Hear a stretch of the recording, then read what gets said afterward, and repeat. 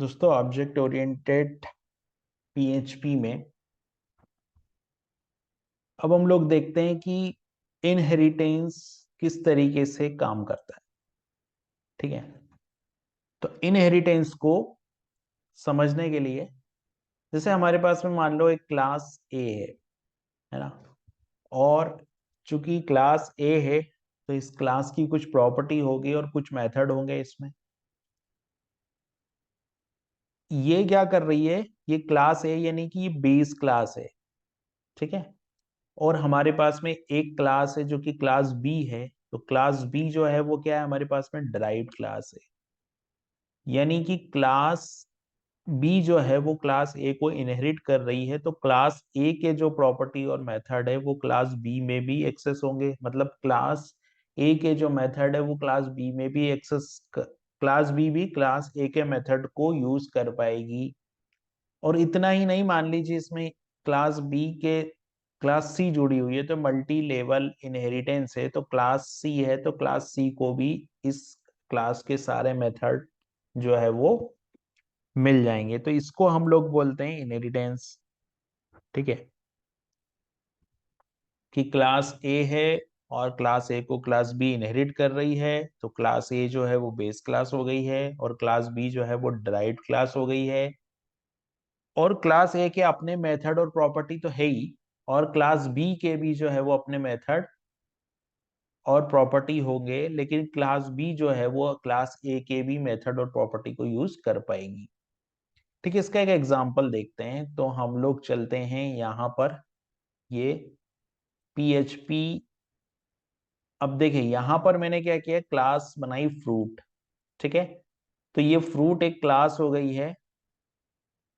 और एक क्लास जो मैंने बनाई है फ्रूट के बाद में, जो दूसरी क्लास मैंने बनाई है वो हो गई है मेरी वेजिटेबल। यानी एक क्लास मेरी फ्रूट है और दूसरी जो क्लास है मेरी वो क्या है यहाँ पर, वेजिटेबल है।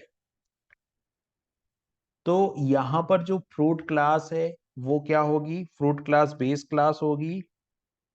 और जो वेजिटेबल क्लास है वो यहाँ पर ड्राइव्ड क्लास होगी। यानी कि वेजिटेबल क्लास जो है वो फ्रूट क्लास, वेजिटेबल क्लास जो है वो फ्रूट क्लास के मेथड को एक्सेस कर पाएगी। ठीक है, अब हम क्या करते हैं, कुछ मेथड बनाते हैं। और वो मेथड हम लोग बनाएंगे कौन सी क्लास में, कुछ वेरिएबल और मेथड हम बनाते हैं फ्रूट क्लास में।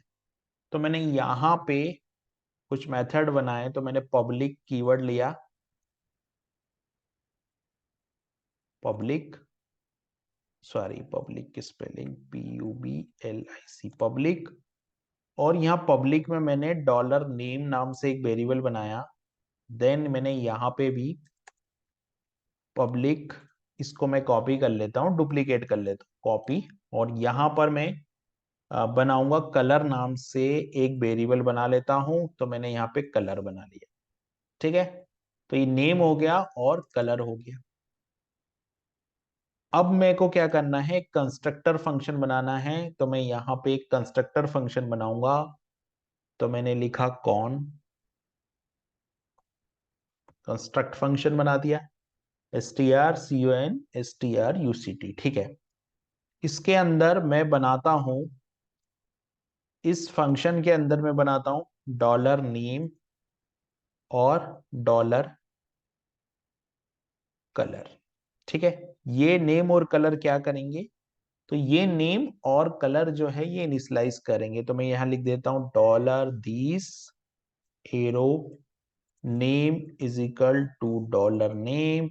और इसी को मैं डुप्लीकेट कर देता हूं, यहाँ कॉपी करके मैं इसको डुप्लीकेट कर देता हूं। यहाँ पर मैं जो है वो डॉलर, ये कलर को कर देता हूं सिंपल। ठीक, तो मैंने बेस क्लास बना ली फ्रूट, उसके अंदर एक कंस्ट्रक्टर बना दिया। उस कंस्ट्रक्टर के अंदर मैंने जो है वो डेटा वेरिएबल को रख दिया। मतलब यहाँ पर मैंने डेटा को इनिशियलाइज कर दिया। फिर मैंने एक और फंक्शन बनाया, चूंकि ये कंस्ट्रक्टर है तो इसके आगे पब्लिक फंक्शन भी लिखना पड़ेगा मुझे। पब्लिक और फंक्शन, पब्लिक फंक्शन कंस्ट्रक्टर ये हो गया। फिर मैंने क्या किया यहाँ पर, पब्लिक फंक्शन और इंट्रो करके एक फंक्शन बनाया, और इंट्रो फंक्शन की बॉडी में मैंने बॉडी में जो है इंट्रो फंक्शन की मैंने कुछ इस तरीके से डेटा को इको कर दिया यहाँ पर, जो कि मेरे पास में एक डेटा है, इसको मैंने सिंपल इको करवा दिया यहाँ पर। इसके फॉन्ट हम लोग छोटे कर दे ताकि प्रॉपर दिख जाए, ठीक है। तो ये हो गया हमारे पास में, यहाँ पर मैंने इसको प्रिंट करवा दिया। तो दो फंक्शन बन गए, एक कंस्ट्रक्टर बन गया और ये क्लास बंद हुई है और ये फंक्शन बंद हुआ है यहाँ पर, ठीक है। क्लास बंद हो गई, फंक्शन बंद हो गया, और ये फ्रूट बंद हो गया, वेजिटेबल। और वेजिटेबल ने क्या किया, फ्रूट क्लास को किया इनहेरिट। अब मैं एक और क्लास, जो एक क्लास यहाँ वेजिटेबल था, तो वेजिटेबल की बजाय मैं यहाँ पर क्लास का नाम चेंज करता हूं और यहाँ पर स्ट्रॉबेरी कर देता हूं,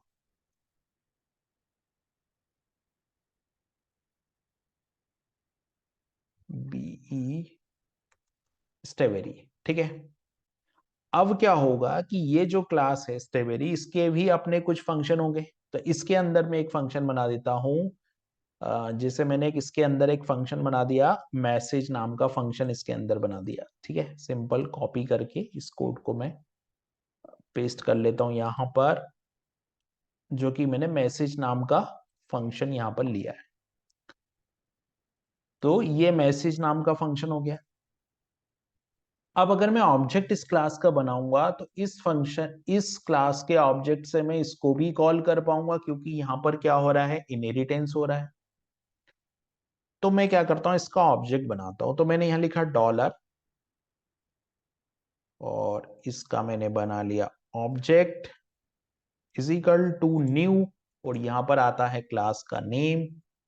और यहां पर चूंकि कंस्ट्रक्टर है ना, तो कंस्ट्रक्टर में पास करना पड़ेगा आर्ग्यूमेंट। तो मैंने आर्ग्यूमेंट पास कर दिए, कलर रेड पास कर दिया और नेम पास कर दिया। अब मुझे यहां पर तो देखिए, मैंने जो फंक्शन बनाया है मैसेज, ये एक मैसेज फंक्शन है, एक इंट्रो फंक्शन है और एक कंस्ट्रक्टर है।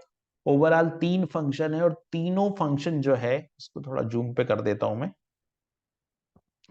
तो ये तीनों फंक्शन जो है वो दो फंक्शन बेस क्लास में है और एक फंक्शन जो है वो ड्राइव्ड क्लास में है।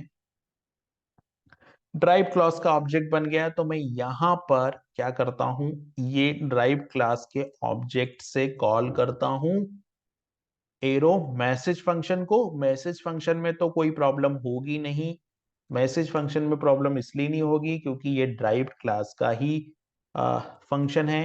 लेकिन यहां पर मैं सॉरी, ये ऑब्जेक्ट होना चाहिए, यहां से मैं कॉल करता हूं इंट्रो फंक्शन को। तो इंट्रो फंक्शन को भी मैं यहाँ पर कॉल कर पाऊंगा, और सब कुछ यहाँ पर मैंने जो है वो पब्लिक रखा है, और इंट्रो फंक्शन को भी मैं यहाँ से कॉल कर पाऊं। अभी इस कोड को मैं करता हूं रन। तो मैंने यहाँ पे क्लिक किया, तो यहां पर आ गया आई एम फ्रूट, और ये द फ्रूट। तो सबसे पहले देखिए मैसेज प्रिंट होगा, सबसे पहला हमने मैसेज फंक्शन को कॉल किया, पहले तो कंस्ट्रक्टर चलेगा, कंस्ट्रक्टर चलेगा तो इन दोनों की वैल्यू इनिशियलाइज हो जाएगी यहाँ पर। उसके बाद यहाँ पर ये फंक्शन कॉल हुआ, तो यहाँ पर सबसे पहले मैसेज फंक्शन कॉल हुआ, तो मैसेज फंक्शन से ये वैल्यू प्रिंट हो गई। मैसेज फंक्शन के बाद दूसरा फंक्शन इंट्रो कॉल हुआ, तो यहाँ पर ये वैल्यू प्रिंट हो गई। तो ये था एक बेसिक इनहेरिटेंस, कि किस तरीके से हम लोगों ने एक ड्राइव क्लास बनाई, और एक ड्राइव क्लास बनाई, और एक जो है हमने बेस क्लास बनाई, और हम लोगों ने इसको यूज किया। अब हम इसके साथ कुछ एक्सेस स्पेसिफायर यूज करेंगे। हमने यहाँ पर तो पब्लिक यूज किया है, अभी हम पब्लिक की बजाय प्रोटेक्टेड कैसे यूज करते हैं वो इसमें हम देखेंगे आगे आने वाली वीडियोस में।